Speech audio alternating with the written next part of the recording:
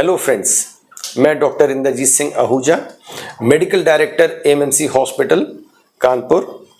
आज हम लोग डिस्कस करेंगे ब्रेन हैमरेज पर। मेरा जो लास्ट सेशन था उसमें हम लोगों ने डिस्कस किया था स्ट्रोक क्या होता है, किस कारणों से होता है, और हम लोगों ने डिस्कस किया था स्ट्रोक मतलब ब्रेन अटैक। और स्ट्रोक के दो मेन कॉमन कॉजेज हैं, एक इस्कीमिया, दूसरा हैमरेज। और ischaemia 80 to 85% cases of stroke के लिए रिस्पॉन्सिबल होता है। इस्कीमिया मतलब जब कोई ब्रेन में ब्लड वेसल जा रही हो, उसमें कोई ब्लड क्लॉट जम जाए, उसको हम लोग इस्कीमिया कहते हैं। और ये 80 to 85% cases of brain attack के लिए रिस्पॉन्सिबल होता है। और अनदर 10 to 15% पेशेंट जो ब्रेन अटैक के या फिर स्ट्रोक के होते हैं, वो हेमरेज के कारण से होते हैं।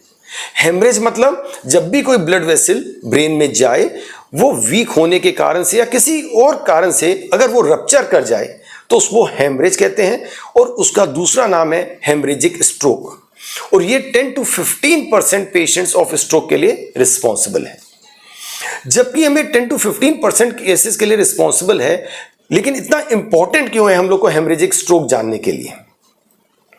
हेमरेजिक स्ट्रोक एक मेडिकल इमरजेंसी है जिसमें कि 50% मोर्टेलिटी, 50% पेशेंट्स हमारे विद इन 1 मंथ एक्सपायर कर जाते हैं। तो ये एक मेडिकल इमरजेंसी जिसमें हम लोग को क्विक एक्शन लेना पड़ता है, इसलिए इसको हम लोग को डिस्कस करना बहुत जरूरी है। हेमरेजिक स्ट्रोक का दूसरा नाम है ब्रेन हेमरेज या फिर इंट्राक्रैनियल हेमरेज। आइए जाने होता क्या है ब्रेन हेमरेज में। एक्चुअली ब्रेन हेमरेज में अगर हम लोग बात करें अपने पूरे ब्रेन की, तो सबसे ऊपर होता है हमारा बोनी स्ट्रक्चर, इसको हम लोग स्कल कहते हैं, बोन स्कल। उसके नीचे हमारी 3 लेयर्स होती हैं, ड्यूरा मैटर, अरेक्नॉइड मैटर और पाया मैटर। स्कल और ये जो तीनों मेम्ब्रेन्स होती हैं, ये चीजें हमारे ब्रेन टिश्यू को प्रोटेक्ट करती हैं किसी भी इंजरी से, किसी भी शॉक के लिए। और स्कल और इन 3 लेयर्स के नीचे आता है हमारा ब्रेन टिश्यू, जो बहुत ही कॉम्प्लेक्स और बहुत ही सॉफ्ट स्ट्रक्चर है। अगर कोई ब्लीडिंग हमारे ब्रेन टिश्यू और स्कल के बीच में होती है, उसको हम लोग एक्स्ट्रा एक्सियल हेमरेज कहते हैं। और ज्यादातर इस टाइप की जो भी ब्लीडिंग होती हैं, वो ज्यादातर हेड ट्रॉमा या फिर इंजरी के कारण से होती हैं। और ये किस टाइप्स की होती हैं? एक होती है एपिड्यूरल ब्लीड, एक होती है सबड्यूरल ब्लीड, एक होती है सब एरेक्नॉइड ब्लीड। और ये तीनों के कारण मोस्ट कॉमन होते हैं हेड ट्रॉमा। दूसरा इंपॉर्टेंट जो हम लोग आज डिस्कस करने जा रहे हैं, वो होती है इंट्रा एक्सियल हेमरेज या इंट्रा एक्सियल ब्लीड। जब भी कोई ब्लीडिंग ब्रेन टिश्यू के अंदर हो या फिर वेंट्रिकल्स में हो, ब्रेन टिश्यू के अंदर ही वेंट्रिकल्स होते हैं, अगर ब्रेन पेरेन्काइमा में या फिर वेंट्रिकल्स में कोई ब्लीड हो, उसको हम लोग कहते हैं इंट्रा सेरिब्रल ब्लीड या फिर इंट्रा वेंट्रिकुलर ब्लीड। और अगेन हम फिर बताएंगे, जितनी भी ये ब्लीडिंग है, ब्रेन हेमरेज या ब्रेन में कोई भी इस टाइप की ब्लीडिंग होती है, मोस्ट कॉमन कॉज हमारा अगर ट्रॉमा से है तो हेड ट्रॉमा। दूसरा इंपॉर्टेंट कॉज होता है अपना blood pressure, uncontrolled blood pressure. अब डिस्कस करते हैं कौन से ऐसे पेशेंट्स हैं जिनको कि ब्रेन हेमरेज होने का रिस्क ज्यादा है, या फिर क्या कॉजेस हैं ब्रेन हेमरेज के। सबसे इंपॉर्टेंट है अनकंट्रोल्ड ब्लड प्रेशर। जब भी हमारा ब्लड प्रेशर ज्यादा होता है, तो जो वेसल्स ब्रेन में जाती हैं, उनकी जो वेसल वॉल है वो वीक हो जाती है, रप्चर कर सकती है, जिसके कारण से ब्रेन हेमरेज होता है। और ये 5 to 6 टाइम्स मोर कॉमन है ब्रेन हेमरेज के लिए, अनकंट्रोल्ड ब्लड प्रेशर। दूसरा इंपॉर्टेंट है हेड ट्रॉमा और इंजरी। कई बार हम लोग देखते हैं रोड ट्रैफिक एक्सीडेंट्स में अगर आदमी को चोट लगती है, तो उसको ज्यादातर अगर हेड इंजरी होती है, तो इस टाइप की ब्रेन हेमरेज होने के चांसेस हैं। थर्ड इंपॉर्टेंट ब्रेन हेमरेज का, जो कोई पेशेंट्स हमारे ब्लड थिनिंग एजेंट्स लेते हैं, जैसे कि हमारे कार्डियक पेशेंट्स, हार्ट वाले पेशेंट्स या फिर इस्केमिक स्ट्रोक वाले पेशेंट्स, कई बार इनको ऐसी मेडिसिन चलती हैं जिसके कारण से ब्लड पतला होता है, वो उनके लिए बेनिफिशियल होती हैं। लेकिन अगर उसकी डोज ज़्यादा हो जाए या फिर पेशेंट डॉक्टर को ना कंसल्ट कर रहा हो, उसका पीटी आईना डिस्टर्ब हो जाए, तो ब्लड जब ज़्यादा पतला हो जाता है उसके कारण से भी ब्लीड हो सकता है। फोर्थ इंपॉर्टेंट, जो लोग क्रॉनिक स्मोकर्स हैं, क्रॉनिक एल्कोहलिक्स हैं, कोई ड्रग एब्यूजर्स हैं, उन लोगों को अगेन ब्रेन हेमरेज होने का चांसेस बहुत ज़्यादा है।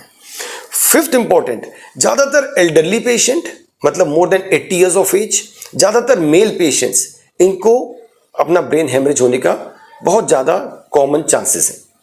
तो ये तो हो गया हमारे रिस्क फैक्टर्स या फिर कॉजेज ऑफ ब्रेन हेमरेज। एक important cause of brain haemorrhage और है रप्चर ऑफ एन्यूरिज्म या फिर एवी मेलफॉर्मेशंस।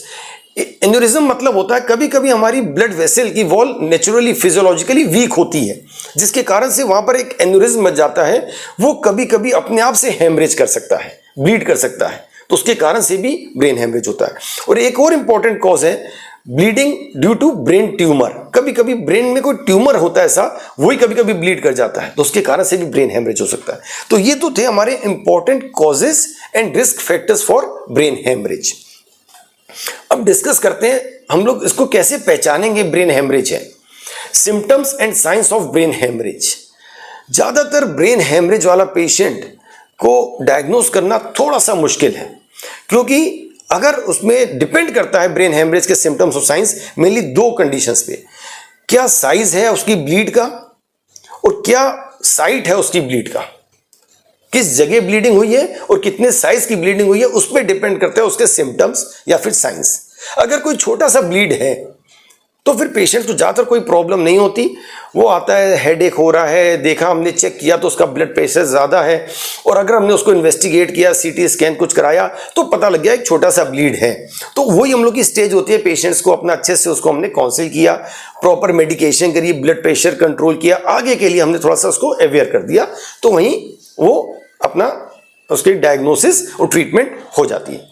लेकिन कई बार पेशेंट्स हमारे पास इस स्टेज में नहीं आते, हमारे पास पेशेंट आते हैं अनकॉन्शियस स्टेट में, जबकि ब्लड प्रेशर, जब पेशेंट आया अनकॉन्शियस है, बीपी देखा 200, 210, 180 ऐसा बीपी है, तो हम लोग को ज्यादातर दिमाग जाता है ब्रेन हेमरेज पे। अगर लगता है कुछ और रीजन नहीं दिख रहा है, उसका ब्लड शुगर सही है, उसके इलेक्ट्रोलाइट सही हैं, बाकी और कोई पैरामीटर्स उसके एबनॉर्मल नहीं दिख रहे हैं, ब्लड प्रेशर बहुत ज्यादा है, पेशेंट अनकॉन्शियस आया, तो पहली चीज दिमाग में जाती है ब्रेन हेमरेज की।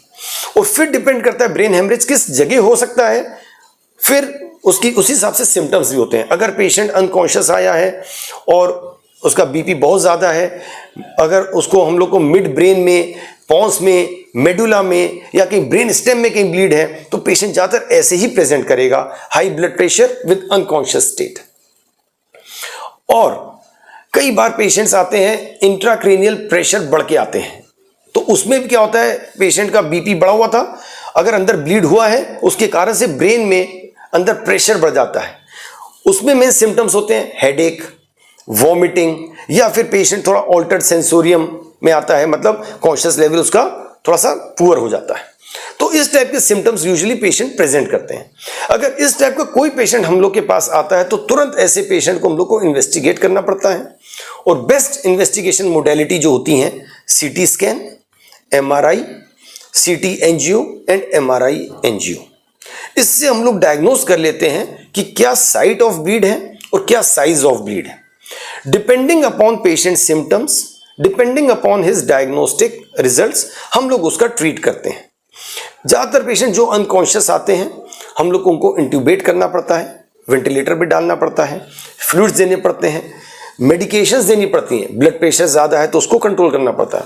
अगर कोई पेशेंट ब्लड थिनिंग एजेंट के कारण से उसको ब्लीड हुआ है तो उसका हम लोग एंटागोनिस्ट देते हैं। और फिर कई बार हम लोग इस टाइप के पेशेंट्स के लिए न्यूरोसर्जन को कॉल करते हैं। अगर कोई ऐसी उसका ब्लीड है जो ऑपरेबल है तो उसको ऑपरेट भी कराते हैं।